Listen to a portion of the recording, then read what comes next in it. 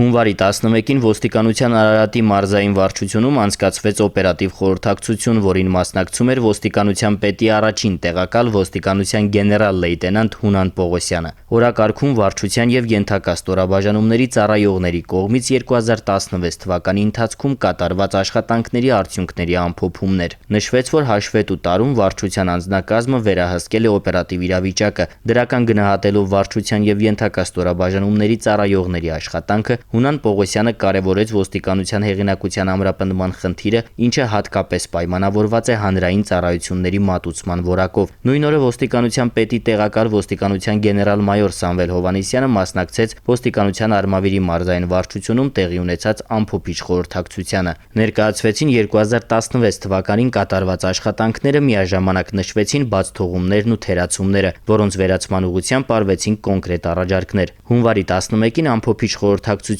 անցկացվեց նաև ոստիկանության Արագածոտնի մարզային վարչությունում, որին մասնակցում էր ոստիկանության պետի տեղակալ ոստիկանության գեներալ-մայոր Վարդան Եղիազարյանը։ Գոհունակություն հայտնելով արդյունավետ աշխատանքի համար Վարդան Եղիազարյանը կարևորեց անձնակազմի արհեստավարժության բարձրացման խնդիրը, ինչին միտված են մասնավորապես գործնական պարապմունքները։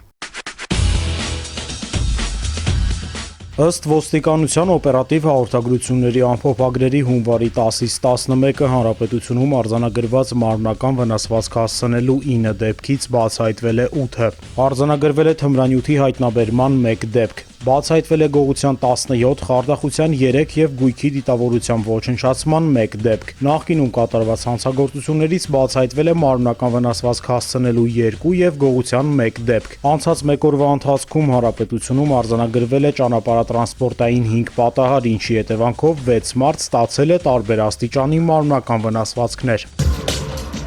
Հունվարի 11-ին 13-30-ի սահմաններում Երևանի Վարդանանց 28 շենքի բակում հայտնաբերվել է 1998 թվականին ծնված Վահե Մուրադյանի դին։ Ըստ դատաբժշկի եզրակացության երիտասարդը մահացել է սուր կտրող ծակող առարկայի հարվածից։ Եվս մեկ երիտասարդ էլ մարմնական վնասվածքով տեղափոխվել է թիվ 1 համալսարանական հիվանդանոց։ Ձեռնարկվում են միջոցառումներ դեպքի մանրամասները պարզելու եւ հանցագործությունը բացահայտելու ուղղությամբ։